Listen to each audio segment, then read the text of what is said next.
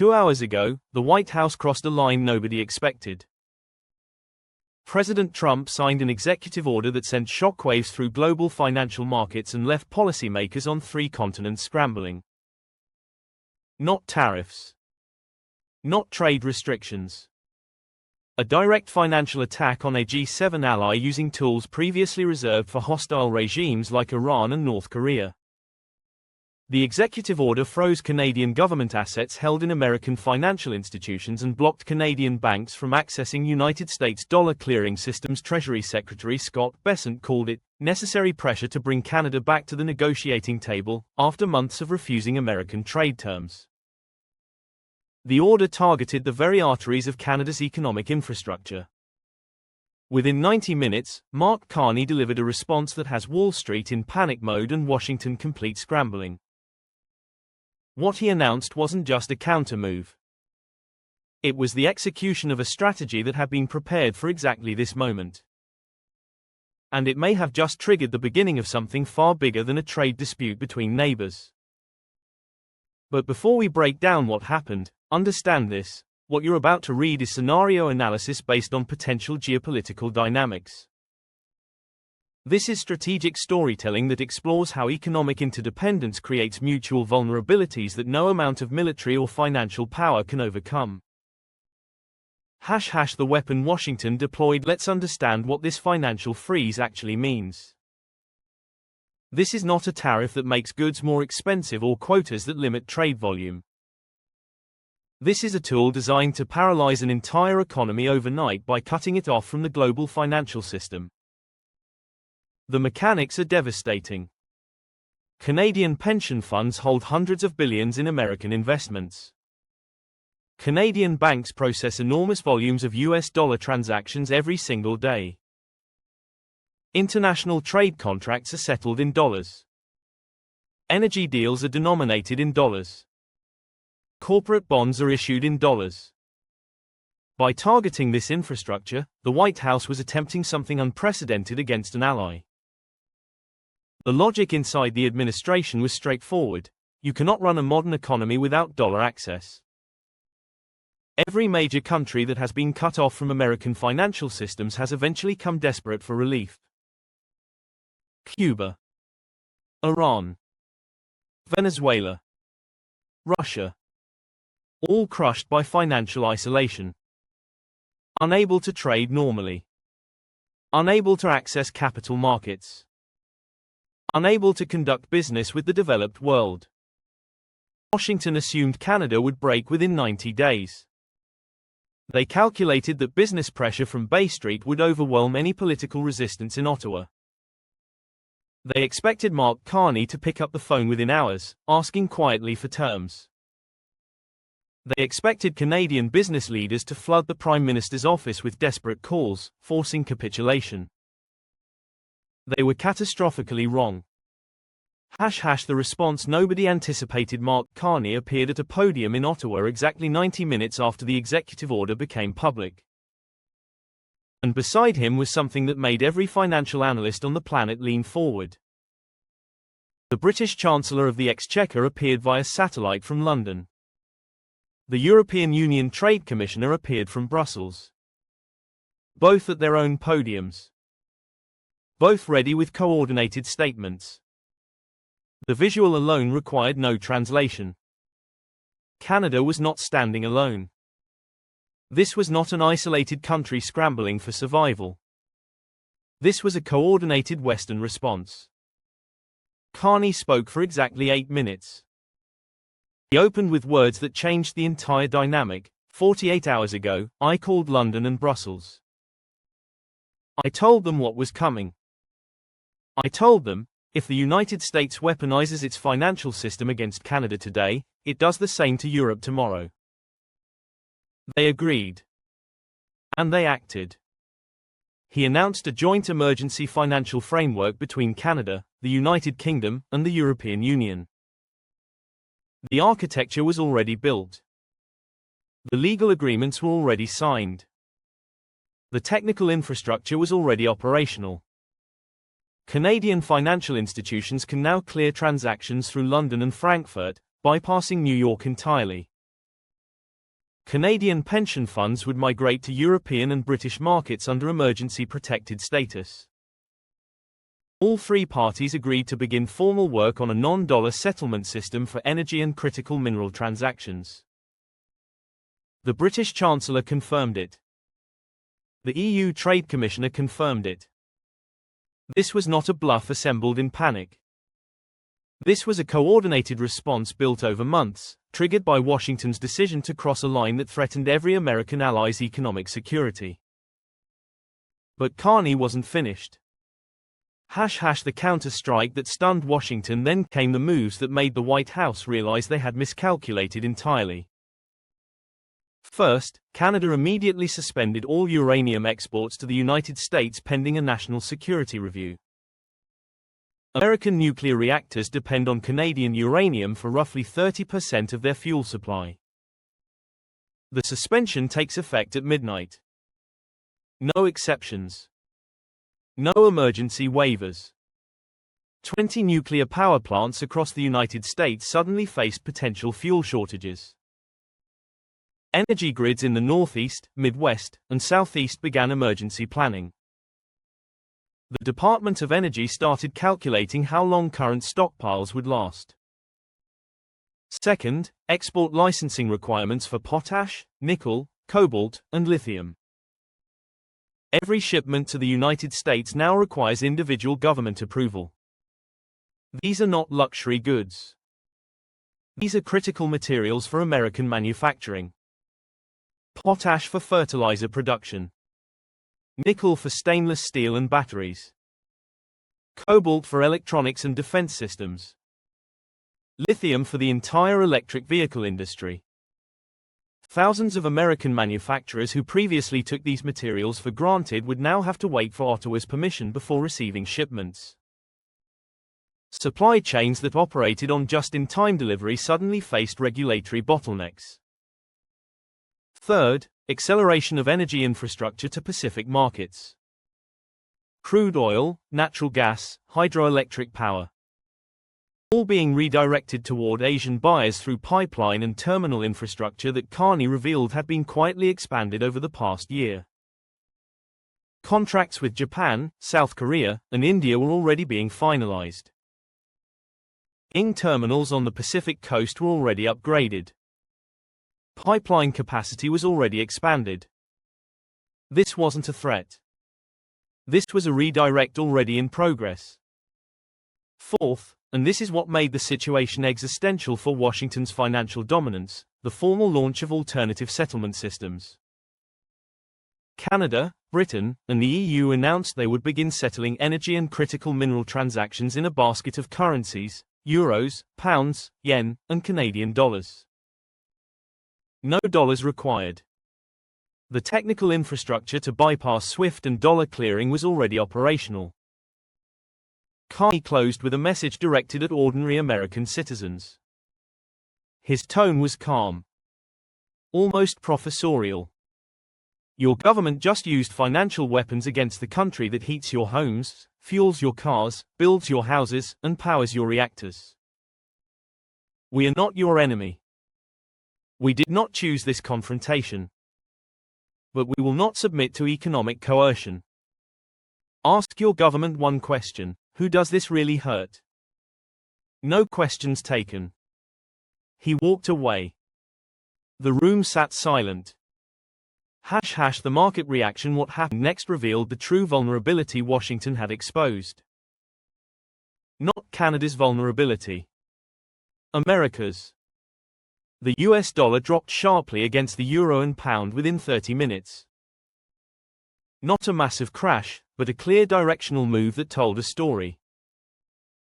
Global markets were pricing in reduced confidence in dollar stability. American bank stocks fell as investors processed the reality that allied nations were building infrastructure to bypass New York. J.P. Morgan, Citigroup, Bank of America. All down significantly. Treasury yields spiked as markets feared reduced foreign demand for U.S. government debt. If allied nations were building non-dollar systems, they would need fewer dollar reserves. Fewer dollar reserves means less demand for treasuries. EGI futures surged as traders priced in uranium suspension and mineral export restrictions. Natural gas prices jumped on fears about Canadian supply disruption. Oil markets reacted to potential redirection of Canadian crude to Asian buyers. The White House had anticipated none of this. The freeze was supposed to be overwhelming force against an isolated target. Hit Canada hard and fast enough, and watch them break before anyone can coordinate a response. Instead, it became the catalyst for something Washington has feared for years: allied nations actively reducing dependence on American financial systems. Not out of ideology. Out of pure self-preservation. Why this changes everything here is what makes this moment historically significant.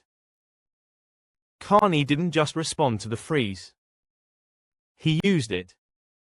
He converted an American attack into justification for building exactly the kind of alternative financial architecture that threatens American power more than any rival nation ever could.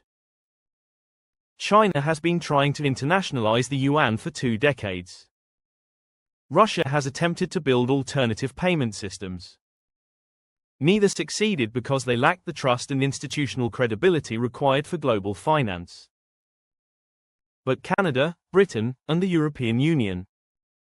These are advanced democracies with stable legal systems, transparent institutions, and centuries of financial credibility. When they build alternative systems, global markets actually use them. The dollar's dominance doesn't come from military power or even economic size. It comes from trust. Trust that Washington will not weaponize the financial system against allies who disagree on policy. Trust that dollar access is reliable. Trust that American financial infrastructure is neutral. Trump just shattered that trust. And Carney made sure the entire world was watching when it happened. The American business panic. The response from American business leaders was immediate and unprecedented. JP Morgan CEO Jamie Dimon warned publicly that weaponizing financial systems against allies undermines the very dollar dominance that gives America its power. Coming from one of Wall Street's most prominent figures, this was extraordinary. The Business Roundtable demanded immediate reversal of the freeze. The Chamber of Commerce called it reckless and economically destructive. The National Association of Manufacturers warned that supply chain disruptions would cost hundreds of thousands of American jobs. Republican senators from energy-dependent states demanded emergency briefings on uranium suspension. Governors from border states began calculating the economic impact of disrupted trade flows. Auto industry executives were blunt. One CEO told financial media, "Our entire North American production system is integrated across borders. You cannot freeze Canadian financial access without freezing American manufacturing. It's the same system." These were not Canadian voices. These were American institutions telling their own government that this strategy had backfired catastrophically. But here is what made the situation even worse for Washington. These business leaders weren't just worried about immediate trade disruption. They were worried about something far more dangerous: permanent structural change. The dependency trap. The genius of Carney's response was how it highlighted mutual dependency while simultaneously building infrastructure to reduce that dependency long term. American refineries on the Gulf Coast are specifically engineered to process heavy Canadian crude. They cannot simply switch to light Saudi oil or other substitutes overnight. The refining equipment is different. The chemical processes are different. Retooling would take years and cost billions. Disrupting Canadian crude doesn't just hurt Canadian producers. It shuts down American refineries entirely. American nuclear plants depend on Canadian uranium. There is no immediate alternative supplier at scale. Kazakhstan produces uranium, but converting supply chains takes time. Enrichment facilities are configured for specific fuel sources. Suspending uranium exports doesn't just inconvenience American utilities. It threatens grid stability in multiple regions. American manufacturers depend on Canadian minerals. Electric vehicle production requires lithium and cobalt. Defense contractors need nickel and rare earth elements. Semiconductor production requires ultra-pure materials that Canada supplies. Export licensing doesn't just delay Canadian miners. It stops American factories. Every dependency Washington thought gave them leverage actually created mutual vulnerability. And Carney systematically weaponized each one while simultaneously announcing long-term plans to redirect those resources to other buyers. This is the strategic nightmare. Short-term leverage that accelerates long-term loss. The international isolation. What made the situation existential for American strategy was the international response. The European Union issued a formal statement supporting Canada's right to resist economic coercion. The language was diplomatic, but the meaning was clear. Europe viewed Washington's actions as a threat to all allies. The United Kingdom, which has spent decades maintaining its special relationship with Washington, explicitly endorsed Canada's position. The Chancellor's appearance alongside Carney was not symbolic. It was a declaration that Britain would provide financial infrastructure to help an ally escape American pressure. Japan, Australia, and South Korea all released carefully worded statements that clearly sided with Ottawa. Mexico expressed deep concern about unilateral actions threatening continental stability. Even Israel, America's closest Middle Eastern ally, remained conspicuously silent rather than endorsing Washington's position. Canada was not isolated. The United States was. This is the geopolitical inversion that keeps American strategists awake at night. When you use hegemonic tools against allies, you don't strengthen dominance.